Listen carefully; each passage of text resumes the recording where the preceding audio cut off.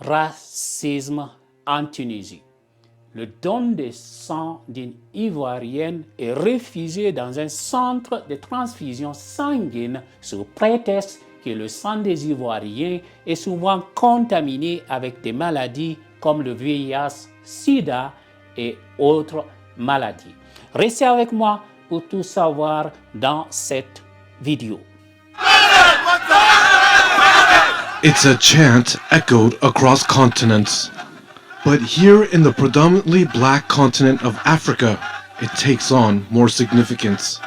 Salut à tous, chers abonnés.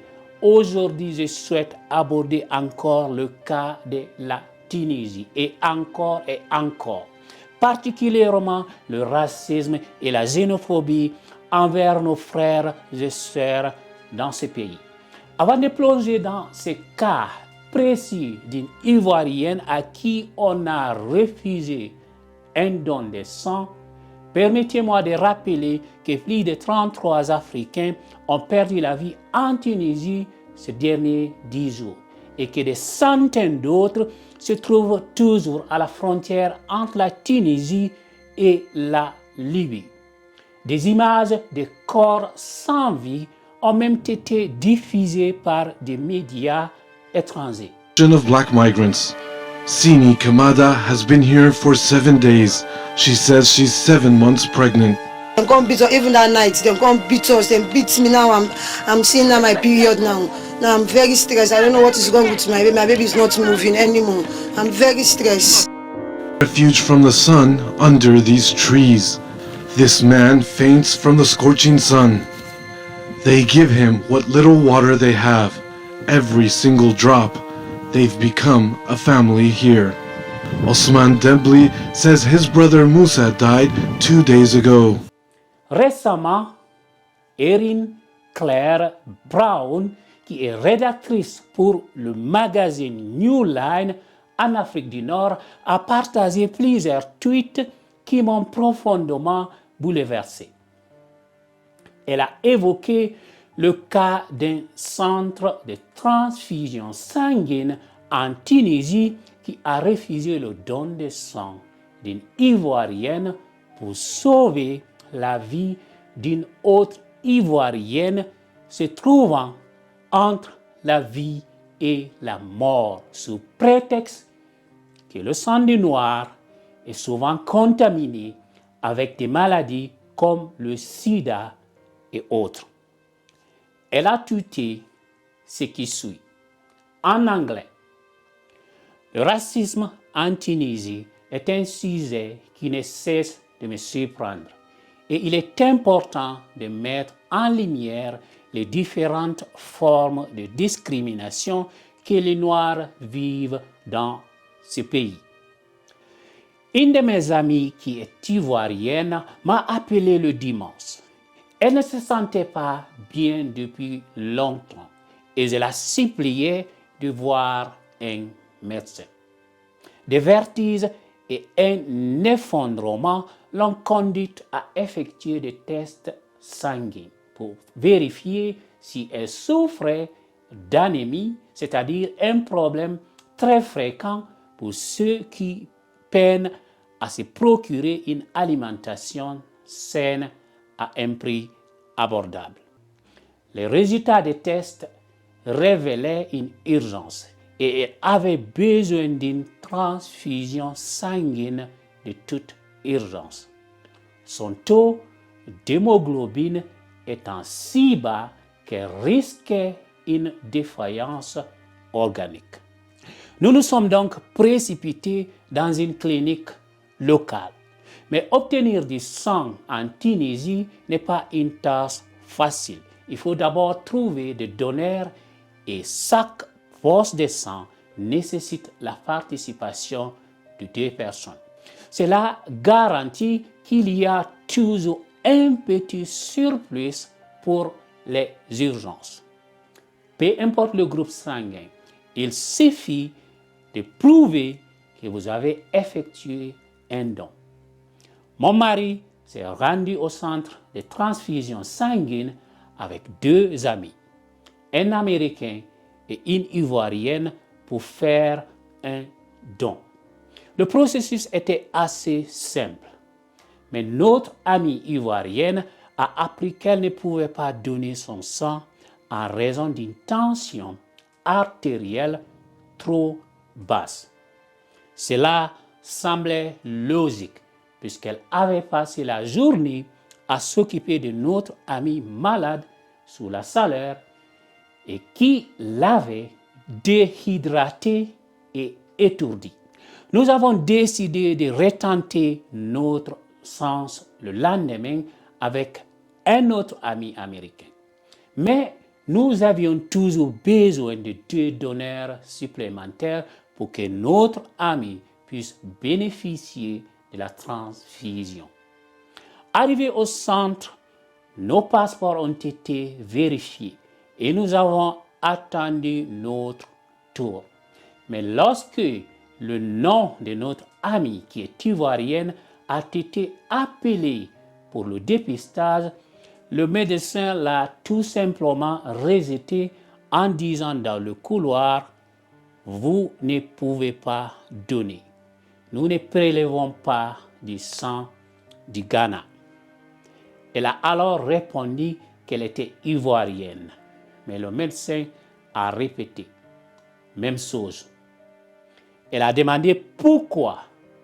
Et sa réponse a été que le sang des Ivoiriens était généralement contaminé. J'avais bien entendu que le sang des Ivoiriens est généralement contaminé. Cette interaction a été marquée par un manque total de respect de la part du médecin qui l'a même pas regardé dans les yeux et lui a juste dit de partir.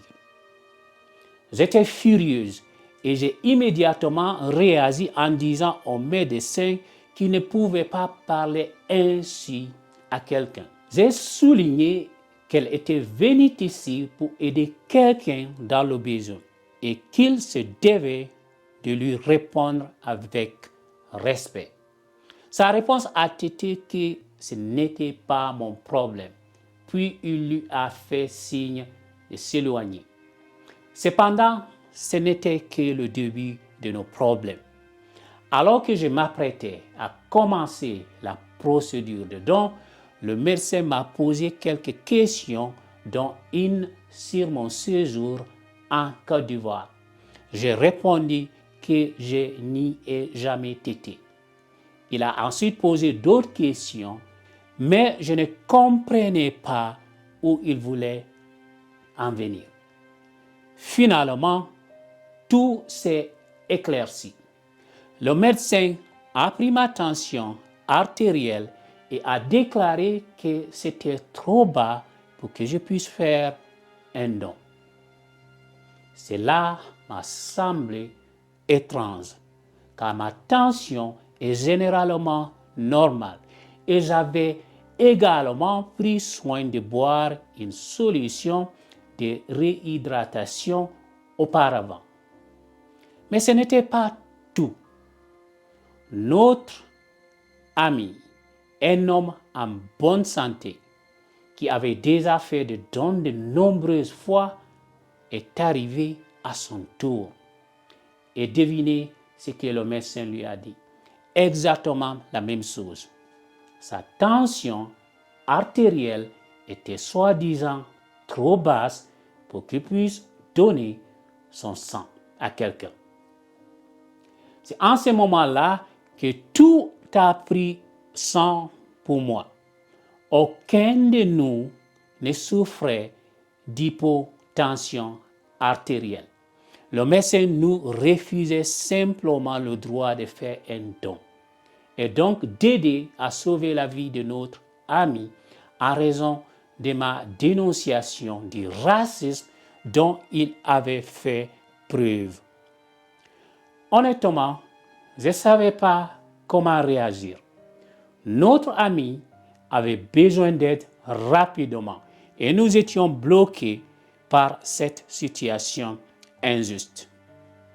Par un petit miracle, un autre médecin de l'établissement est intervenu. Il connaissait mon ami ivoirienne dès la veille et a été surpris d'apprendre ce qui s'est passé. Il nous a expliqué que dans les pays d'Afrique de l'Ouest, comme la Côte d'Ivoire, les centres de collecte de sang préfèrent généralement ne pas prélever de sang en raison de la prévalence de certaines maladies transmissibles par le sang comme le VIH. Cependant, cette information n'avait jamais été mentionnée lors de l'enregistrement de mon ami avec son passeport ivoirien et elle n'était affichée nulle part dans le centre. Alors, comment aurions-nous pu le savoir? Mais le deuxième médecin était troublé par moi-même et notre ami américain étant rejeté. Je lui ai raconté ce qui s'était passé avec son collègue raciste. Je lui ai demandé de vérifier lui-même notre tension artérielle pour voir. Quand il l'a fait, surprise, surprise, nous avions tous les deux une tension artérielle tout à fait normale. Il a fait le reste de la projection et nous a mis en place pour faire un don.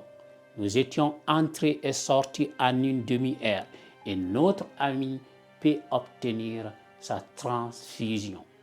Alors que je rentrais chez moi, mon ami ivoirien m'a posé la même question. Sommes-nous simplement censés mourir ou trouver quelqu'un dans la rue pour nous supplier de nous aider à avoir du sang? Fin de tweet de cette dame.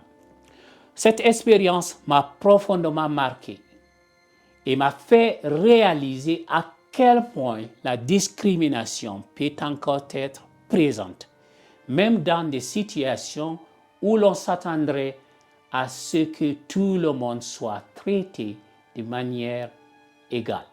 La Tunisie me déçoit encore aujourd'hui. Avons-nous un dirigeant digne en Afrique noire? Avons-nous des présidents qui peuvent dénoncer ce racisme et la xénophobie dont nos frères et sœurs sont victimes actuellement en Tunisie? Avons-nous des présidents en Afrique de l'Ouest, surtout en Côte d'Ivoire, parce que la majorité de ces gens sont ivoiriens, camerounais et guinéens. J'espère que cette histoire nous incitera tous à réfléchir et à remettre en question les préjudices et les injustices que nous pouvons rencontrer dans les pays arabes. Ensemble, nous pouvons faire la différence et créer un monde meilleur pour tous. N'oubliez pas de vous abonner à ma chaîne, s'il vous plaît, pour ne pas manquer mes prochaines vidéos. Merci à tous de votre soutien et à bientôt. Ciao.